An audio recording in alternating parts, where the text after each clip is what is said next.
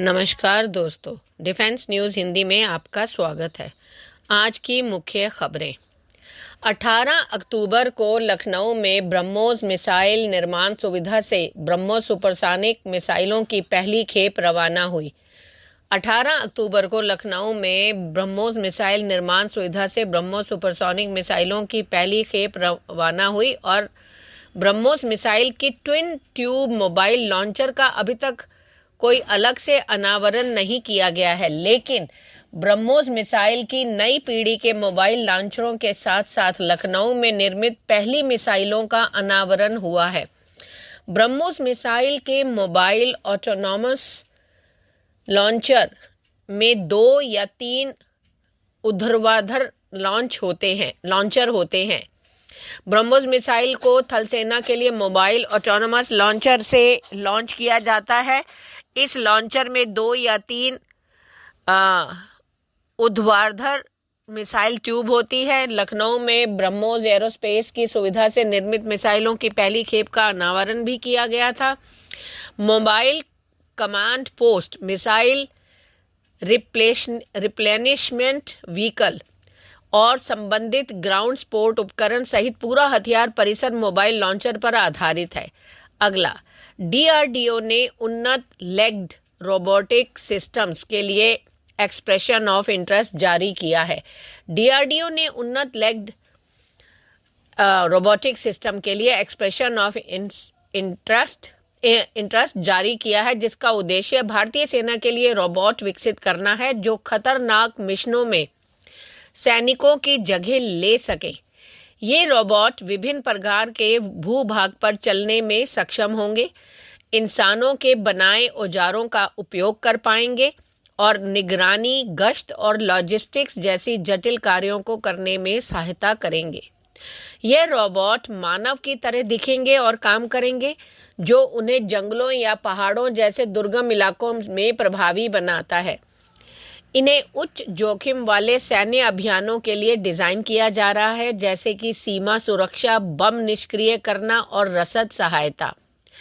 यह रोबोट न केवल चल सकते हैं बल्कि इंसानों द्वारा बनाए गए औजारों का उपयोग भी कर सकते हैं और दुश्मन के इलाकों में जटिल ऑपरेशन कर सकते हैं। इनमें गिरने या धक्का लगने पर खुद को संभालने की क्षमता होगी और वे रियल टाइम में मैप बना सकेंगे। इस परियोजना का मुख्य उद्देश्य खतरनाक परिस्थितियों में सैनिकों के जोखिम को कम करना और सेना की क्षमताओं को बढ़ाना है। इस परियोजना को वर्ष 2027 तक पूरा करने का लक्ष्य रखा गया है। अगला, सेना ने 4.25 लाख से अधिक CQB कार्बाइन की खरीद के लिए 2,770 करोड़ का अनुबंध किया है। भारतीय सेना क्लोज क्वार्टर बैटल कार्बाइन के लिए ट्रायल नहीं करेगी, बल्कि उसने इसके लिए ठेका दे दिया है। सेना ने 4.25 लाख से अधिक CQB कार्बाइन की खरीद के लिए 2,770 करोड़ का जो अनुबंध किया है, यह डील भारतीय सेना के पैदल सैनिकों के आधुनिकीकरण का एक हिस्सा है। यह ठेका 2 भारतीय कंपनियों को दिया गया है। 60% कार्बाइन की आपूर्ति करेगा भारत फोर्ज, जिसने सबसे कम बोली लगाई थी। बाकी 40% कार्बाइन की आपूर्ति PLR सिस्टम्स करेगा, जो अदानी समूह और इजराइल वेपन इंडस्ट्रीज का एक संयुक्त उद्यम है।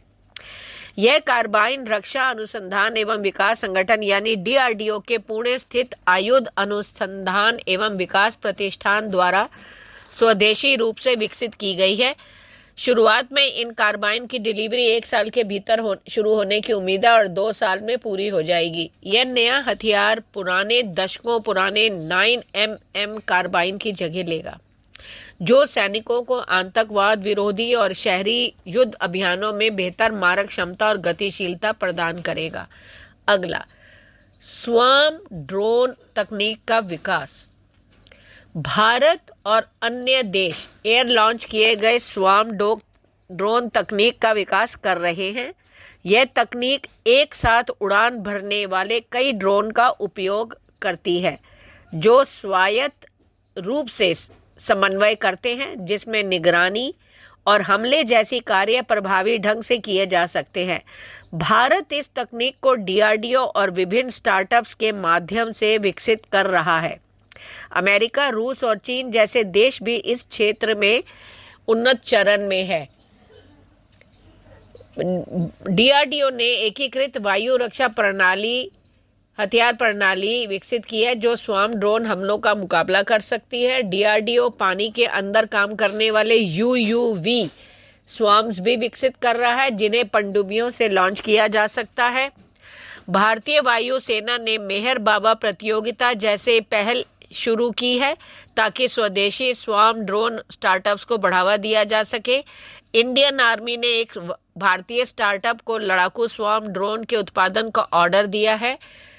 जो अन्य देश इसमें है वो है अमेरिका का DARPA विमानों से लॉन्च होने वाले छोटे स्वार्म ड्रोन पर वो काम कर रहा है। रूस अपने छठे पीढ़ी के लड़ाकू विमानों के साथ ड्रोन स्वार्म को एकीकृत करने की कोशिश कर रहा है। चीन भी स्वार्म ड्रोन तकनीक में अग्रणी है। अब इसकी मुख्य विशेषताएं क्या है? कई ड्रोन एक साथ समूह में उड़ान भरते हैं, संवाद करते हैं और वास्तविक समय की जानकारी साझा करते हैं। आर्टिफिशियल इंटेलिजेंस का उपयोग करके ये ड्रोन खुद से फैसले ले सकते हैं, जैसे लक्ष्य की पहचान करना और टकराव से बचना। पारंपरिक मिसाइलों की तुलना में स्वार्म ड्रोन अधिक किफायती और लचीले होते हैं, जिससे अधिक संख्या में तैनाती संभव होती है। इनका उपयोग सैन्य अभियानों, निगरानी, खोज और बचाव, कृषि और मनोरंजन जैसे कई क्षेत्रों में किया जा सकता है। यह तकनीक सैन्य अभियानों में लागत लाभ विश्लेषण को बदल रही है। यह भविष्य की युद्ध रणनीति का एक प्रमुख हिस्सा बनने की संभावना है, जिसमें एक साथ कई दिशाओं से दुश्मन के बचाव तंत्र को चुनौती दी जाएगी। भारत अपने सशस्त्र बलों की भविष्य की चुनौतियों से निपटने के लिए इस तकनीक पर ध्यान केंद्रित कर रहा है। अगला, अनएक्सप्लोडेड ऑर्डिनेंस हैंडलिंग रोबोट का उत्पादन शुरू।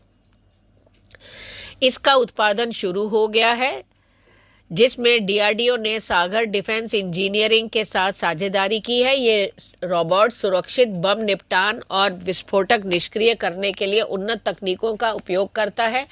उत्पादन के साथ ही यह रोबोट भविष्य में भारतीय सेना को और अधिक सुरक्षा प्रदान करेगा। डीआरडीओ ने अनएक्सप्लोडेड ऑर्डिनेंस हैंडलिंग रोबोट के उत्पादन के लिए जो साझेदारी की, इसका उद्देश्य है कि यह सहयोग भारत की सुरक्षित बम निपटान और विस्फोटक निष्क्रिय करने के लिए उन्नत रोबोटिक प्रणालियों के स्वदेशी निर्माण की दिशा में एक रणनीतिक कदम है। इसकी क्षमताएं क्या हैं? यह 1000 किलोग्राम तक के भारी अनएक्सप्लोडेड ऑर्डिनेंस जैसे बम, मोटर और मिसाइलों को 1 किलोमीटर लाइन ऑफ साइट से संभाल सकता है। इसे दूर से नियंत्रित किया जा सकता है, जिससे सैनिक सुरक्षित दूरी से विस्फोटक को निष्क्रिय कर सकते हैं। इसमें आधुनिक सेंसर, उच्च गुणवत्ता वाले कैमरे और खास हाथ होते हैं जो इसे विस्फोटक को डिफ्यूज करने में मदद करते हैं। यह रोबोट बम निपटान के दौरान जान जोखिम को काफी कम कर देता है, जो पहले हाथ से किया जाता था। यह तकनीक अब निजी कंपनियों को हस्तांतरित करने के लिए तैयार है। भारतीय वायुसेना ने पहले ही परीक्षण पूरा होने के बाद सीमित संख्या में रोबोट खरीदने की योजना बनाई है। इसके बाद इसे अधिक संख्या में खरीदने की योजना है। अगला, नेवी बना रही next generation SLSAM missile system. भारतीय नौसेना अपनी पनडुब्बी युद्ध की क्षमता को एक नई ताकत देने के रूप में है। नौसेना एक अत्याधुनिक hybrid next generation submarine launch surface to air missile system बनाने की प्लानिंग बना रही है। यह सिस्टम पनडुब्बी को पानी के भीतर से ही हवा में उड़ रहे दुश्मनों के विमानों, हेलीकॉप्टरों और समुद्री निगरानी ड्रोनों पर हमला करने की कई गुना ताकत देगी। यह टेक्नोलॉजी पनडुब्बी की सुरक्षा और आक्रमण दोनों क्षमताओं को कई गुना बढ़ा देगी। वैसे तो पनडुब्बियों का सबसे अहम काम मिशन चुपके से दुश्मन के पानी में घुसकर हमला करना होता है, लेकिन उन्हें हमेशा दुश्मन के एंटी सबमरीन वॉरफेयर विमानों और हेलीकॉप्टरों से खतरा रहता है। यह हाइब्रिड NG-SLSAM सिस्टम इसी खतरे को निपटाने के लिए खत्म करने के लिए डिजाइन किया जा रहा है। यह मिसाइल सिस्टम पनडुब्बी के लिए एक सेल्फ डिफेंस शील्ड के रूप में काम करेगा। क्या होता है हाइब्रिड सिस्टम? हाइब्रिड लॉन्च में मिसाइल को दो मुख्य तरीकों से लॉन्च किया जाता है। मिसाइल को एक कैप्सूल में बंद करके टॉर्पीडो ट्यूब से लॉन्च किया जाता है। पानी की सतह पर आने के बाद कैप्सूल खुलेगा और मिसाइल हवा में फायर करेगी।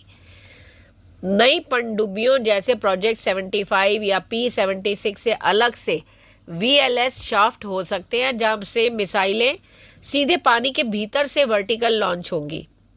मिसाइल में एडवांस सेंसर होंगे जो पानी की सतह के ऊपर आने के बाद तुरंत बाद दुश्मन के विमान को लॉक कर लेंगे। दुश्मन के ASW विमान जैसे कि पाकिस्तान के P-37 ओरियन या चीन के Y-8 पानी के भीतर पनडुब्बी की तलाश करते हैं। यह मिसाइल इन विमानों को हमला करने से पहले ही नष्ट कर देगी। ऐसे में इसे सिस्टम के आने से पनडुब्बी को किसी भी हवाई हमले से बचने के लिए तुरंत गहराई में नहीं जाना होगा, जिससे इसकी ऑपरेशन फ्लेक्सिबिलिटी बनी रहेगी। दुश्मन को यह पता नहीं होगा कि पनडुब्बी पानी के नीचे से भी हवा में हमला कर सकती है, जिससे यह ज्यादा सावधानी बरतने पर मजबूर होगा।